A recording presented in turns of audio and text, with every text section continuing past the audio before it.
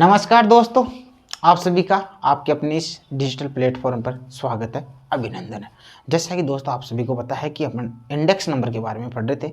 Index number के बारे में अपन ने कल जान भी लिया था कि जो सूचकांक है इसका निर्माण इटली के सांख्यिकी कार्ली ने 1764 में किया था। सूचकांकों की विशेषताओं के बारे में भी अपन ने बात कर चुके हैं और सूचकांक ने अपने ये भी देखा कि सूचकांक चर मूल्यों में होने वाले सापेक्ष परिवर्तनों का माप करते हैं। आज देखते हैं दोस्तों अपन सूचकांकों के क्या महत्व है और सूचकांकों की क्या उपयोगिता है। तो दोस्तों आप हेडलाइन डालेंगे सूचकांकों का महत्व एवं उपयोग।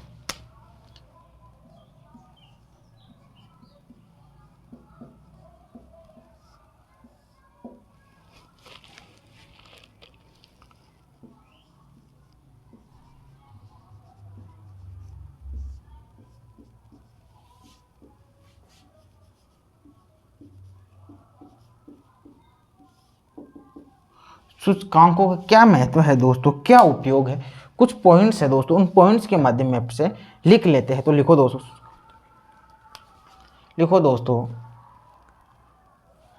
सूचकांक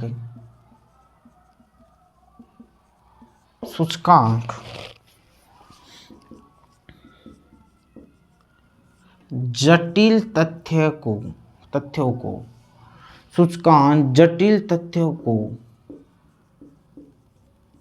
सरल बनाते हैं। क्या बनाते हैं दोस्तों? जटिल तथ्यों क्या बनाते हैं? सरल बनाते हैं, जिससे उनके सापेक्ष मापों का अध्ययन आराम से अपन कर सकते हैं दोस्तों। तो सूचकांक जटिल जो तथ्य है दोस्तों उनको क्या बनाते हैं? सरल बनाते हैं। जिससे दोस्तों क्या होता है, लिखो, जिससे परिवर्तनों का सापेक्ष माप, जिससे परिवर्तनों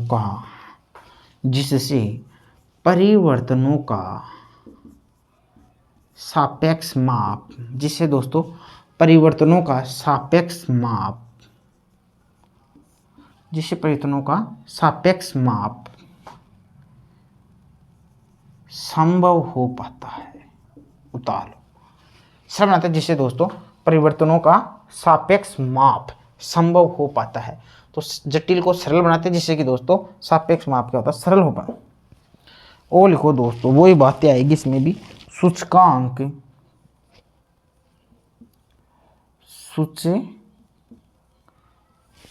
लिखेंगे दोस्तों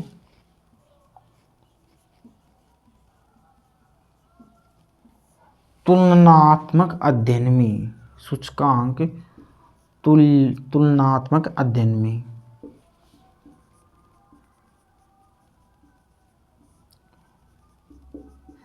सहायक होते हैं। तुलनात्मक अध्ययन में क्या होता है दोस्तों? सहायक होते हैं। धीरे धीरे पढ़ेंगे ना पूरा सूचकांक तो आपको समझ में आ जाने लग जाएगा, थ्योरी भी आपके समझ में आ जाएगी। सूचकांक दोस्तों अपने आप में काफ़ी बड़ा मैटर है, मैं बता देता हूँ, काफ़ी बड़ा चैप्टर है, खूब सारा मैटर है, थ्योरी खूब है इसमें, लेकिन फिर भी प्रैक्टिकल भी है ही। लेकिन अपन थ्योरी को थोड़ा अवॉइड करके चलेंगे, थोड़ी कम करेंगे दोस्तों, क्योंकि ऐसे क्वेश्चन एग्जाम में आते नहीं है। जो आते हैं दोस्तों मैं वो ही इंपॉर्टेंट कराने वाला हूँ।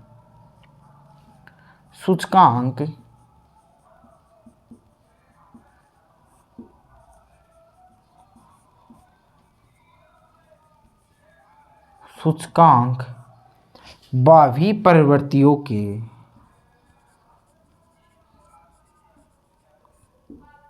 संकेतक होते हैं। संकेतक यानी इंडिकेटर। क्या होता है दोस्तों? सूचकांक बाह्य प्रवृत्ति फ्यूचर के ट्रेंड्स क्या होने वाले हैं दोस्तों, वो है सूचकांक। क्या होता है दोस्तों? बाह्य प्रवृत्ति के संकेतक होते हैं, इंडिकेटर होते हैं। बाह्य प्रवृत्तियां को लिखना चाहिए इंग्लिश में, तो दोस्तों इसको लिख सकता है फ्यूचर ट्रेंड्स। संकेतक होते हैं दोस्तों इंडिकेटर। संकेतक यानी इंडिकेटर होते हैं ये। सूचकांक क्या होते हैं दोस्तों? इंडिकेटर होते हैं। सूचकांक संकेतक होते हैं, संकेत देते हैं। बाइक का इंडिकेटर नहीं देता क्या अपन, गाड़ी बाइक के अपन चलाते हैं तो इंडिकेटर है, उसी प्रकार सूचकांक के अपन को इंडिकेटर दे देता है, अपन को संकेत बता देता है कि भावी प्रवृत्तियाँ क्या रहने वाली है। कि किसी वस्तु का मूल्य मान लो कि 2000 में 100 रुपये था, 2005 में 150 हो गया, तो 2008 में उसका क्या रहने वाला है मूल्य, वो दोस्तों अपने को सूचना कौन देते हैं? सूचकांक देते हैं। तो सूचकांक क्या होता है दोस्तों? फ्यूचर ट्रेंड्स के बारे में इंडिकेटर होते हैं, तुलनात्मक अध्ययन करते हैं, और सूचकांकों के कारण ही दोस्तों सापेक्ष माप क्या हो पाता है? संभव हो पाता है। नेक्स्ट लिखो दोस्तों,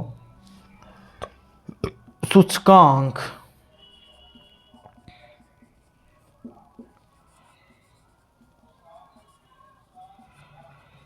नीति निर्धारण में सहायक होते हैं। नीति निर्धारण पता चल जाता है ना अपन को, अपन नीतियां बना सकते हैं। लिखो दोस्तों, सूचकांक अपस्फीति में उपयोगी होते हैं। सूचकांक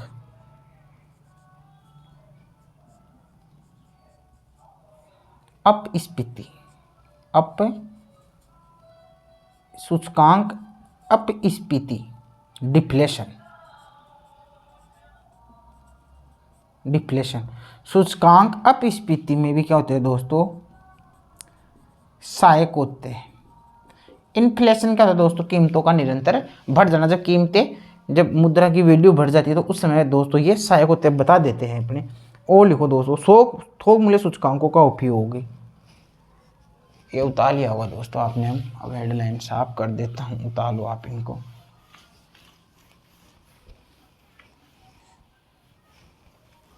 लिखो दोस्तों, थोक मूल्य सूचकांक का उपयोग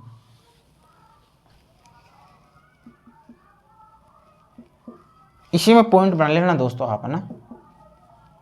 बताएंगे दोस्तों क्या होता है थोक मूल्य सूचकांक भी बताएंगे।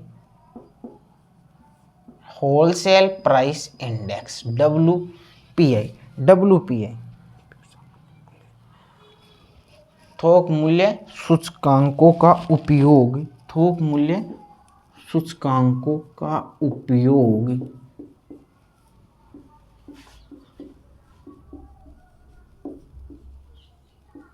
सामान्य मूल्य स्तर, क्या होता है दोस्तों, WPI क्या बताता है, WPI का उपयोग सामान्य मूल्य स्तर अथवा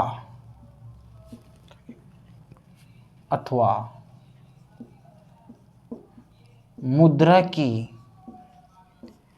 क्रय शक्ति, मुद्रा की क्रय शक्ति, सही है, मुद्रा की क्रय शक्ति के मापन के लिए, मुद्रा की क्रय शक्ति के मापन के लिए किया जाता है। मुद्रा की क्रय शक्ति, परचेजिंग पावर पैरिटी, कितना अपने रुपए से कितनी वस्तु अपन खरीद सकते हैं। तो थोक मूल्य सूचकांक का प्रयोग दोस्तों किसी भी देश की या मुद्रा की क्रय शक्ति के मापन के लिए भी किया जाता है। इंपॉर्टेंट है दोस्तों। WPI का उपयोग सामान्य मूल्य स्तर पर मुद्रा की क्रय शक्ति के मापन के लिए भी किया जाता है।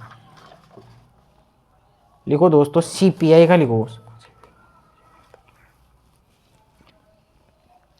इसको साफ कर देता हूं मैं, जो आप थोड़ा क्लियर हो जाए दोस्तों। नेक्स्ट लिखो, ये तो दोस्तों WPI था, इन्हीं पॉइंटों में दोस्तों आगे लिख ले CPI, उपभोक्ता कीमत सूचकांक, उपभोक्ता कीमत सूचकांक, कंज्यूमर प्राइस इंडेक्स CPI, उपभोक्ता कीमत सूचकांक का उपयोग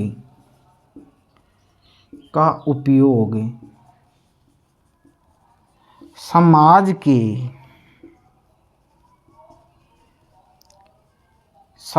के विभिन्न वर्गों, वह समाज के विभिन्न वर्गों में उनमें क्या परिवर्तन आ रहा है, उनके स्टैंड, वो भी देखते हैं। तो उपभोक्ता कीमत सूचकांक CPI का उपयोग समाज के विभिन्न वर्गों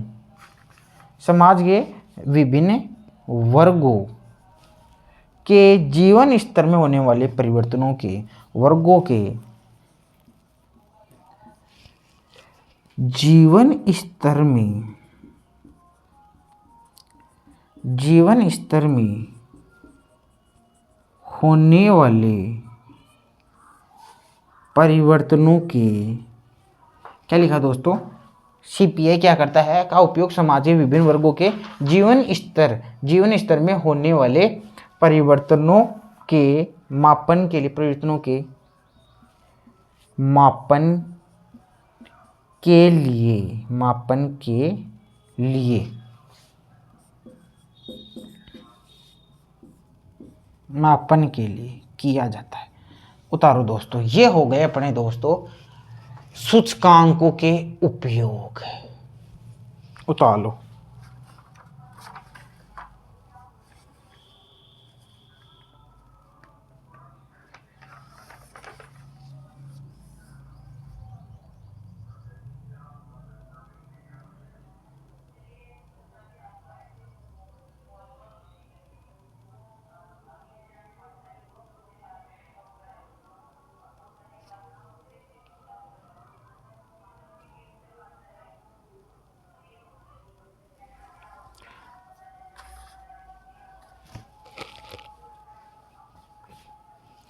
उतार लिया होगा दोस्तों। चलो इंक डाल लेते हैं पहले, फिर अपन पढ़ते हैं कंटिन्यू, क्लास थोड़ी लंबी चलनी है।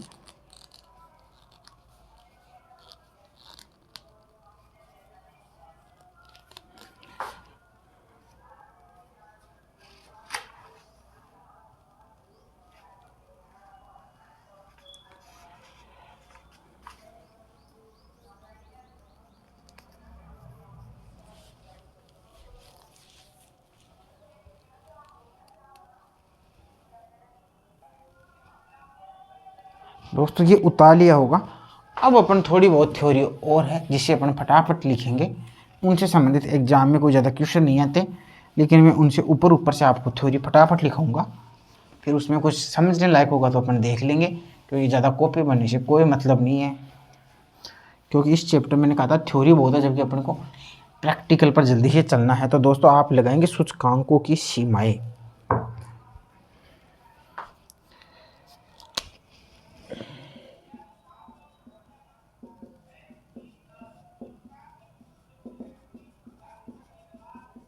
सूचकांकों की सीमाएं लिखो दोस्तों। लिखो दोस्तों, सूचकांक सापेक्ष परिवर्तनों के सूचकांक सूचकांक सूचकांक क्या, सापेक्ष परिवर्तनों के अनुमान मात्र होते हैं दोस्तों। क्या लिखेंगे, सूचकांक सापेक्ष परिवर्तनों के सूचकांक सापेक्ष परिवर्तनों के अनुमान मात्र होते हैं। ठीक है दोस्तों, सापेक्ष अनुमान होते हैं। दूसरा लिखो दोस्तों, प्रतिदर्श के कारण सूचकांकों में अत्यधिक शुद्धता की कमी होती है। प्रतिदर्श, प्रतिदर्श क्या था दोस्तों, पता है क्या आपको? सैंपल बोलते हैं। सैंपल तो आप जानते होंगे, समांतर माध्यम में आपने पढ़ लिया होगा मेरे से कि सैंपल क्या होता है दोस्तों। प्रतिदर्श के कारण, देखो दोस्तों, प्रतिदर्श के कारण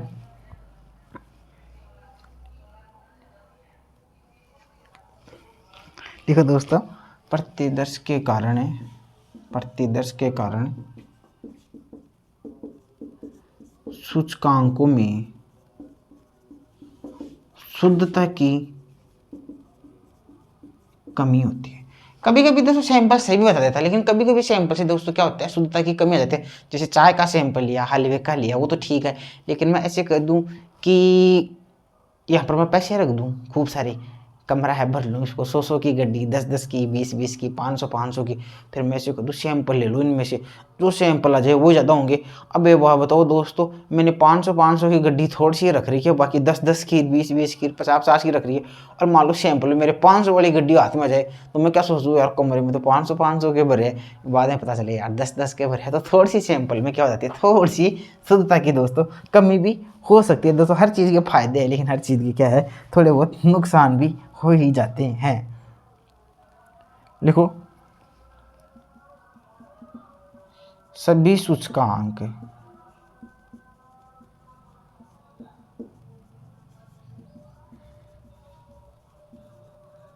सभी परिस्थितियों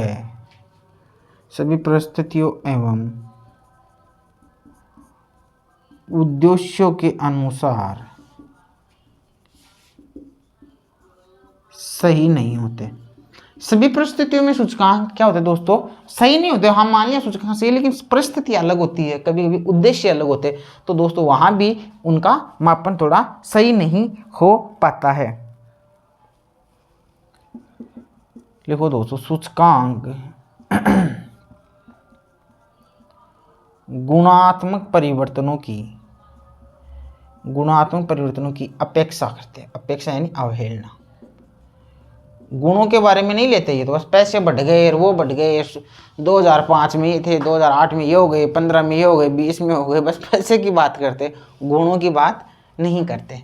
दोस्तों सूचकांक ऐसे बहुत सारी है, लेकिन मैं सोच रहा हूँ कि अब मैं इतना ही ले लेता हूँ। सूचकांक की ज़्यादा सीमाएँ मैं नहीं लिखाता हूँ, क्योंकि आपके पास ज़्यादा अनावश्यक मैटर हो जाएगा, तो फिर वो आपके याद भी नहीं होगा और फालतू रिविजन भी नहीं हो पाएगा और आप सिलेक्शन की दौड़ से बाहर हो जाओगे। नेक्स्ट लिखो दोस्तों, सूचकांक रचना की समस्याएं।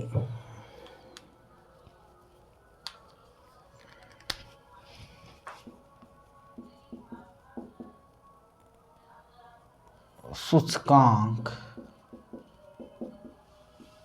रचना की समस्याएं। दोस्तों सूचकांक रचना की क्या क्या है समस्याएं, वो अपन देख लेते हैं।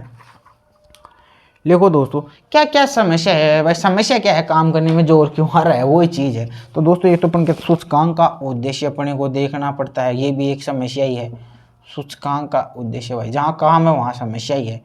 सूचकांक का उद्देश्य दोस्तों अपने को देखना पड़ता है, इसलिए दोस्तों अपने को क्या लगती है, समस्या लगती है। अपने को सूचकांक का कोटेशन भी लेना पड़ता है, उद्धरण भी लेना पड़ता है, कीमतों का भी ध्यान रखना पड़ता है, सब चीज़ है दोस्तों। पद या वस्तुओं का चुनाव, पद या वस्तुओं का चुनाव, ये भी एक दोस्तों क्या है, समस्या। जो काम करोगे वो समस्या ही है दोस्तों।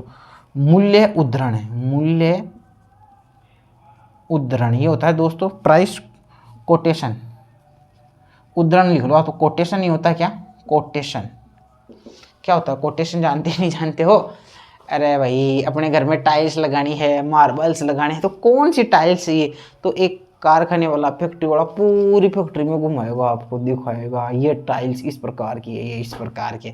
और कभी कभी क्या करता है, उन इमेज की वो फोटो खींच लेता है, अपनी बुक में एक कोटेशन दिखा देता है आपको, कैसा फर्नीचर चाहिए, कैसी टाइल्स चाहिए, कैसे कपड़े चाहिए, कैसे सूट चाहिए, टेलर के पास जाता है तो भी एक गत्ता सा लगता है, वो सूट की कौन सी डिजाइन आपको बनानी है ना। तो उसी प्रकार सूचकांकों के उद्देश्य देखना पड़ता है। रचना करोगे तो देखना पड़ेगा भाई सूचकांक क्यों बना रहे, जोर आएगा समस्या, मतलब काम करना है अपने को। सूचकांक का उद्देश्य निर्धारित करना है, वस्तुओं का भी अपने को चयन करना है, मूल्य उद्धरण मतलब कोटेशन अपने को, प्राइस कोटेशन मूल्य उद्धरण भी अपने को देखना है, आधार का चुनाव करना है या आधार वर्ष का चुनाव करना है, आधार वर्ष का चुनाव, ये भी एक समस्या, करना ही पड़ेगा भाई। आधार वर्ष का चुनाव, कौन सा आधार वर्ष लेना और आधार वर्ष कैसा लेना चाहिए, जिसमें दोस्तों मूल्यों में ज़्यादा ऊंचा वचन नहीं हो, उस समय बाढ़ भूकंप कोई महामारी वगैरह इस प्रकार नहीं आए, तो उस प्रकार के आधार वर्ष का अपने को चयन करना चाहिए। इसके बारे में भी दोस्तों मैं नेक्स्ट पढ़ाने वाला हूँ। तो आधार वर्ष का चुनाव है, माध्य का चुनाव है भाई, कौन से माध्य का प्रयोग किया जाए। माध्य भी खूब सारे हैं, गुणोत्तर माध्य है, समांतर माध्य का प्रयोग किया जाए, है ना, किसका प्रयोग किया जाए वो भी देखेंगे कि सूचकांक में कौन सा माध्य सर्वश्रेष्ठ रहता है। गुणोत्तर माध्य दोस्तों सर्वश्रेष्ठ रहता है, एग्जाम में आया हुआ क्वेश्चन है, मेरे तो सारे याद है दोस्तों, कौन सा एग्जाम में आया हुआ है कौन सा नहीं है। हो सके तो दोस्तों इस चैप्टर के अपन एमसीक्यू निकालेंगे, एमसीक्यू कराएंगे ना आपको तो बड़ा मज़ा आ जाएगा दोस्तों। इस चैप्टर के एमसीक्यू बड़े दिलचस्पी होते हैं, वास्तव मज़ा आता है इस चैप्टर के।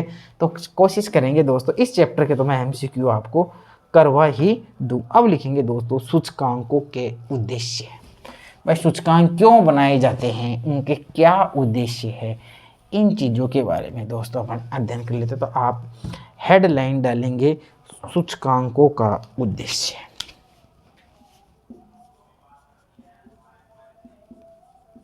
सूचकांकों के उद्देश्य, सूचकांकों के क्या है दोस्तों उद्देश्य, लिखो दोस्तों सूचकांक क्यों बनाए जाते हैं, सूचकांकों क्या उद्देश्य है। लिखो दोस्तों पदों या वस्तुओं का चुनाव करने के लिए, पदों या वस्तुओं के, पदों या वस्तुओं के चुनाव करने के लिए, नेक्स्ट लिखेंगे दोस्तों, पॉइंट लिखने हैं मूल्य उद्धरण के लिए, समझ गए होंगे मूल्य उद्धरण, कोटेशन लिख लेना वापिस लिखना चाहो तो, मूल्य उद्धरण के लिए इतना ही करेंगे दोस्तों, अपन 2 ही लिखेंगे। अब दोस्तों अपन देखेंगे दूसरा, देखेंगे अब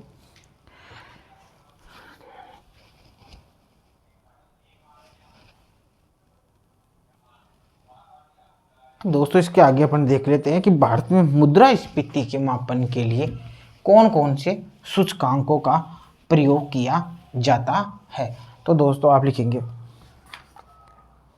लिखो दोस्तों, नीचे लिखेंगे, हो गया वो तो नया पॉइंट है, लिखो दोस्तों, भारत में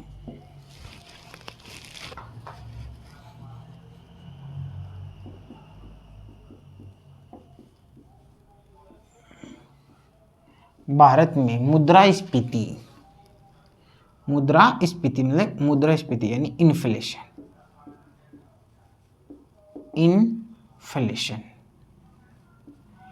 भारत में मुद्रास्फीति के मापन के लिए, भारत में मुद्रास्फीति के मापन के लिए निम्नलिखित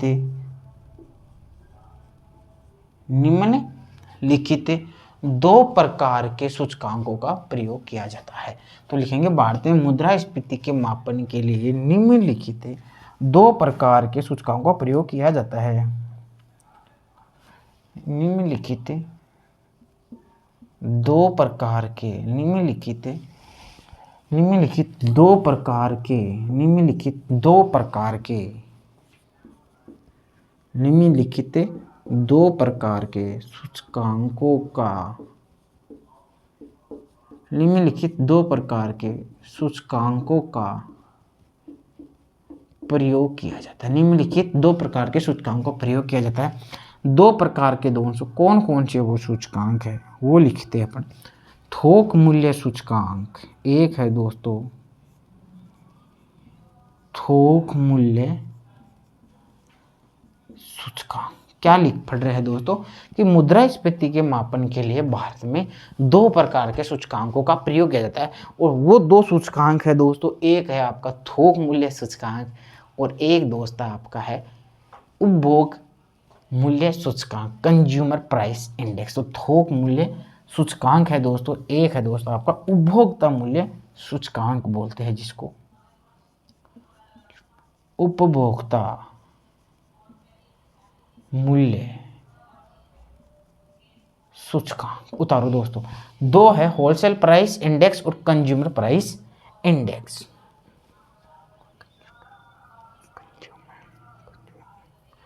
इसको दोस्तों अपन बोलते हैं थोक मूल्य सूचकांक को शॉर्ट में बोलते हैं अपन दोस्तों WPI हो, होलसेल प्राइस इंडेक्स, और दोस्तों इसको बोलते हैं CPI। वेरी मोस्ट है दोस्तों, ज़्यादातर लोग इसको WPI और CPI ही याद रखते हैं। तो दोस्तों इसको लिखेंगे अपन wholesale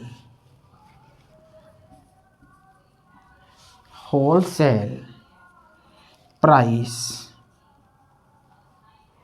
index, wholesale price index WPI। CPI को दोस्तों अपन लिखते हैं कंज्यूमर प्राइस इंडेक्स, उपभोक्ता कंज्यूमर उपभोक्ता प्राइस इंडेक्स CPI। दोस्तों अब आप हेडलाइन डालेंगे WPI। अब दोस्तों अपन इनके बारे में पढ़ लेते हैं। WPI आप समझ गए होंगे WPI क्या है, होलसेल प्राइस इंडेक्स, थोक मूल्य सूचकांक क्या है दोस्तों।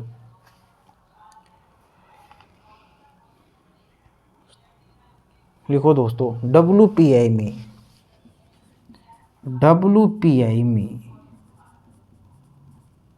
वस्तुओं की, जैसा नाम वैसा काम, WPI में वस्तुओं की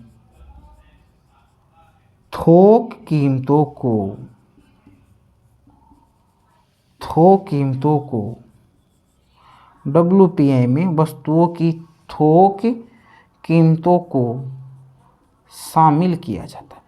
भाई साहब थोक कीमतें क्या होती है, खुदरा कीमतें क्या होती है, ये तो जानते होंगे ना। होलसेल क्या होता है, एक बड़ा भंडार होता है, और होलसेल क्या होता है वो तो जानेंगे आप, है ना। तो होलसेल मतलब कि थोक कीमतें, जहाँ दोस्तों सामान छोटे छोटे फुटकर व्यापारियों द्वारा नहीं बेचा जाता है, पूरे देश के संदर्भ में दोस्तों, तो उन थोक कीमतों को शामिल किया जाता है। तो WPI में वस्तुओं की थोक कीमतों को दोस्तों क्या किया जाता है, शामिल किया जाता है। वो लिखो दोस्तों, यह भारत का सर्वाधिक प्रचलित एवं प्रतिष्ठित सूचकांक है। यह भारत का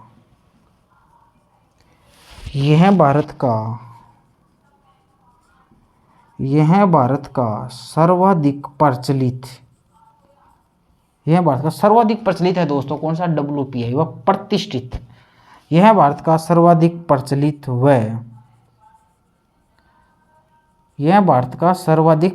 व प्रतिष्ठित सूचकांक है। यह भारत का दोस्तों क्या है, सर्वाधिक प्रचलित एवं प्रतिष्ठित सूचकांक है, जिसका निर्माण उद्योग एवं वाणिज्य मंत्रालय द्वारा किया जाता है। जिसका निर्माण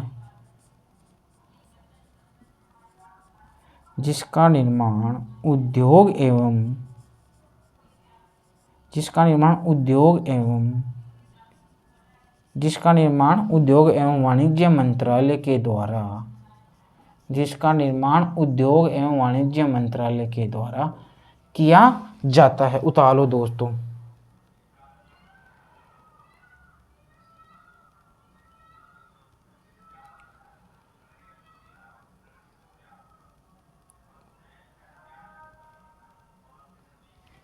उतार लिया दोस्तों। नेक्स्ट लिखते, क्या क्या लिख लिया भाई। मुद्रास्फीति के मापन के लिए दो प्रकार के सूचकांकों का प्रयोग जाता है, WPI, CPI, wholesale price index. CPI या WPI जिसे दोस्तों वाणिज्य मंत्रालय द्वारा जारी किया जाता है, इसमें दो केवल वस्तुओं की कीमत दोस्तों वस्तुओं की ली जाती है, इसमें सेवाओं की नहीं ली जाती, ध्यान रखना, सेवाओं की नहीं ली जाती है। तो वस्तुओं की थोक कीमतों को शामिल किया जाता है। भारत का सर्वाधिक प्रचलित एवं प्रतिष्ठित सूचकांक है, जिसका निर्माण उद्योग एवं वाणिज्य मंत्रालय के द्वारा किया जाता है। इसमें कितनी वस्तुएं है, 697 है, और WPI का आधार वर्ष 2011-12 है। इनके बारे में भी दोस्तों अपन अध्ययन करेंगे।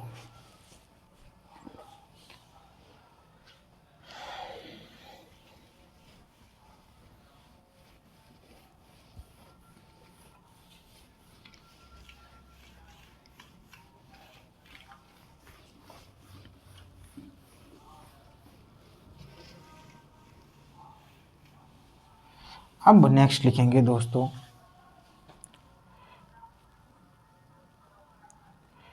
लिखो दोस्तों, वर्तमान में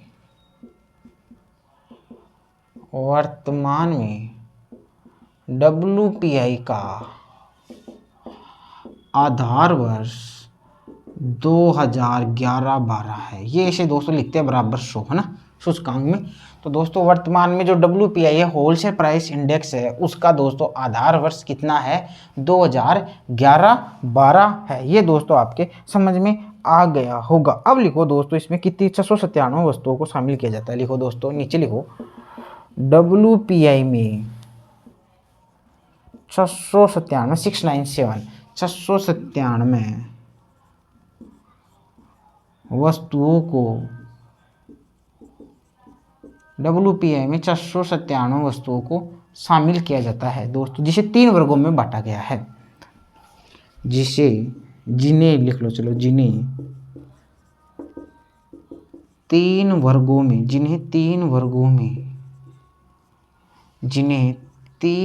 में, जिन्हें दोस्तों 697 वस्तु शामिल किया जाता है, जिन्हें दोस्तों 3 वर्गों में बांटा गया। लिखो दोस्तों, जिन्हें 3 वर्गों में बांटा गया या समूह में रखा गया। लिखो दोस्तों, पहला लिखो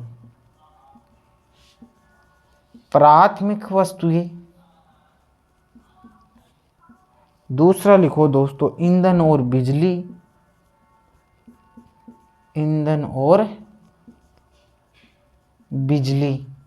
और दोस्तों तीसरा लिखो विनिर्मित उत्पाद, विनिर्मित उत्पाद उतारो। अब दोस्तों अपन अध्ययन करेंगे CPI का। उतारो WPI दोस्तों मैंने पूरा करा दिया है।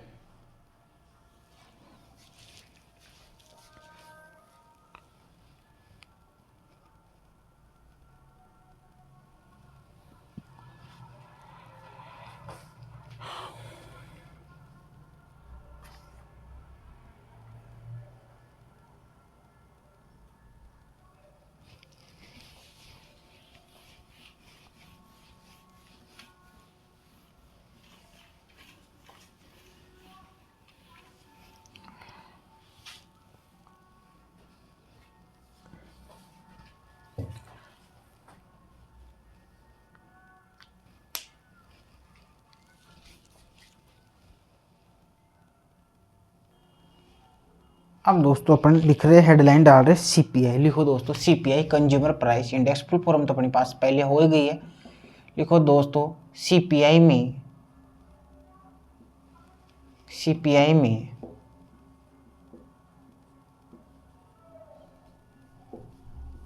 वस्तुओं एवं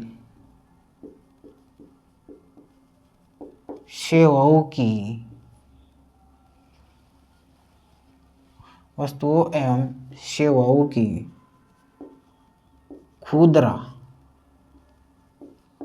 कीमतों को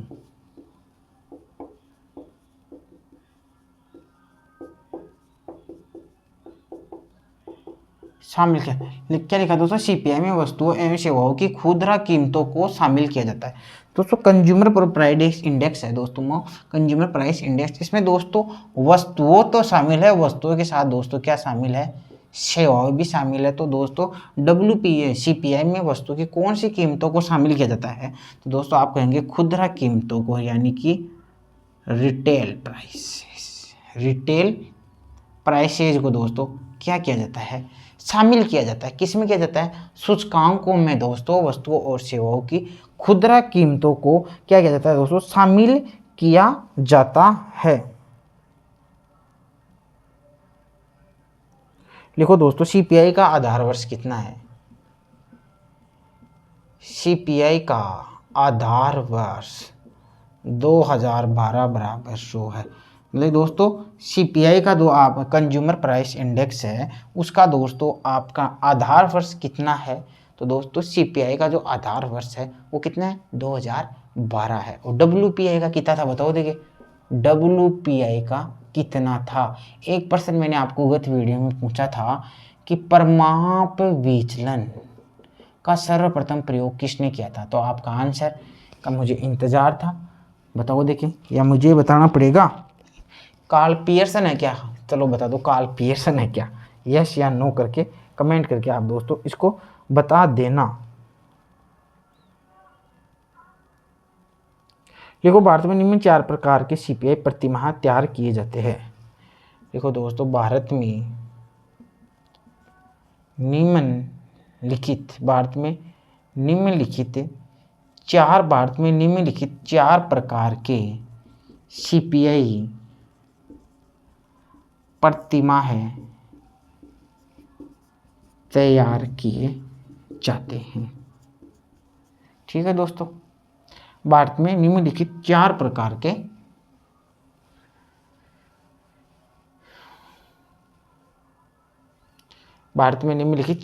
के CPI प्रतिमाह तैयार किए जाते हैं। दोस्तों उतारो इसको, अपने कर लेंगे भी। कृषि श्रमिकों के लिए, औद्योगिक श्रमिकों के लिए, ग्रामीण श्रमिकों के लिए सब याद है दोस्तों, आप टेंशन नहीं ले। आप तो बस केवल नोट्स बनाएं और लिखते जाए। CPI में वस्तुओं और सेवाओं की खुदरा कीमतों को शामिल किया जाता है।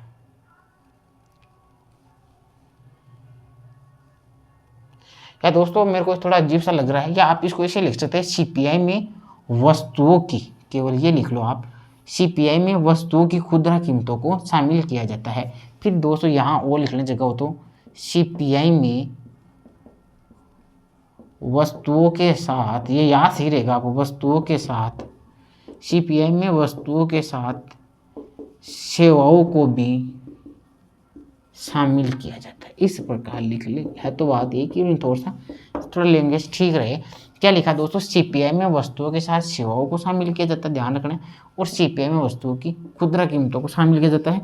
भारत में नियम लिखे दोस्तों 4 प्रकार के सीपीआई प्रति माह तैयार किए जाते हैं। भारत में 4 प्रकार के सीपीआई तैयार किए जाते हैं। तो दोस्तों कौन कौन से हैं लिखे दोस्तों, औद्योगिक श्रमिकों के लिए,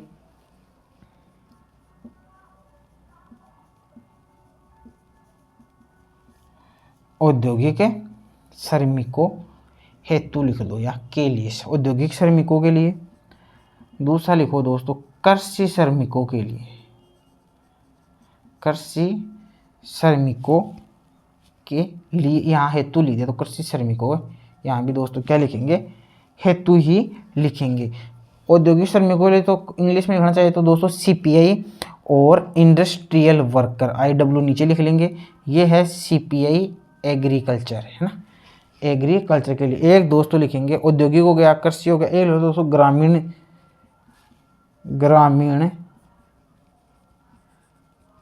श्रमिकों हेतु सीपीआई रूरल क्षेत्र RL, छोटा है दोस्तों ये ध्यान रखना। चौथा लिख लो दोस्तों ग्रामीण एवं शहरी संयुक्त, ग्रामीण एवं शहरी संयुक्त लिख लो दोस्तों। ये लिखना चाहो तो देख लो सीपीआई रूरल एंड अर्बन।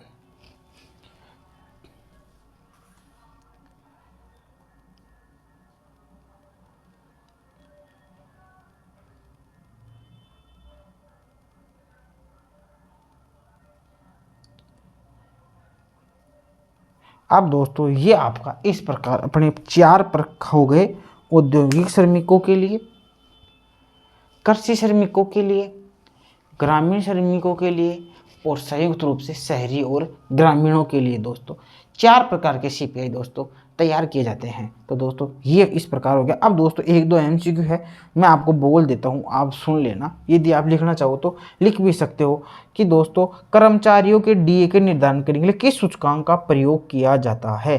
तो दोस्तों सीपीआई इंडस्ट्रियल औद्योगिक श्रमिक ये है, ये जो कर्मचारियों के डीए क्या होता है दोस्तों, डिएनएस अलाउंस, महंगाई भत्ता।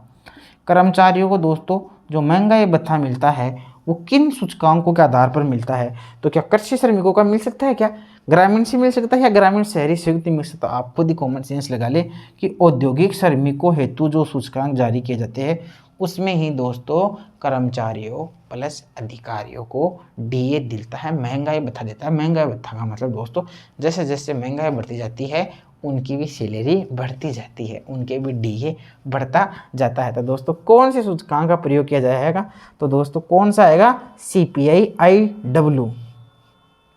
और दोस्तों नरेगा श्रमिकों के लिए किससे किया जाता है दोस्तों, तो दोस्तों नरेगा के लिए दोस्तों आप लिख सकते हैं, नरेगा के लिए कृषि के श्रमिकों हेतु ये हो जाएगा दोस्तों नरेगा के लिए। तो दोस्तों नरेगा में जो मजदूरी निर्धारण होती है वो किस सूचकांक के आधार पर होती है, तो दोस्तों वो होती है कृषि श्रमिकों हेतु। कृषि श्रमिकों हेतु जो सूचकांक होते हैं दोस्तों उसमें नरेगा पर आधारित होती है। तो दोनों पहला क्वेश्चन तो दोस्तों आप लिख लेंगे कि जो कर्मचारियों को महंगाई भत्ता मिलता है किस सूचकांक के आधार पर मिलता है, तो आप लिखेंगे सर औद्योगिक श्रमिकों हेतु। दूसरा क्वेश्चन दोस्तों मैं आपको लैंग्वेज लिखा देता हूँ। लैंग्वेज आप दोस्तों लिख सकते हैं कि न्यूनतम मजदूरी का निर्धारण, न्यूनतम मजदूरी का निर्धारण, यहाँ लिख ले आप न्यूनतम